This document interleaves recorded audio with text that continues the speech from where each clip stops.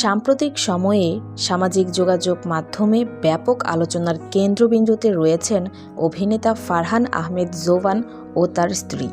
মেরিল প্রথম আলো পুরস্কার অনুষ্ঠানে একসঙ্গে উপস্থিত হওয়ার পর তাদের ছবি ও ভিডিও দ্রুত ছড়িয়ে পড়ে নেট দুনিয়ায়।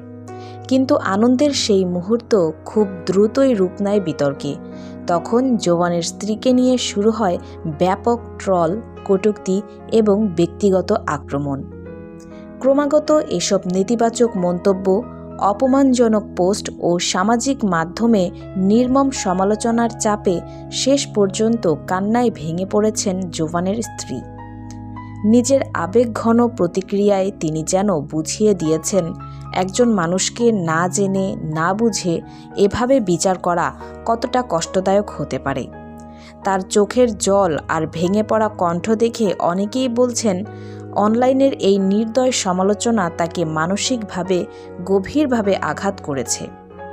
তার এই অবস্থার পর অনেকে বলছেন, কাউকে নিয়ে অতিরিক্ত ট্রল ও অপমান একজন মানুষকে মানসিকভাবে ভেঙে দিতে পারে।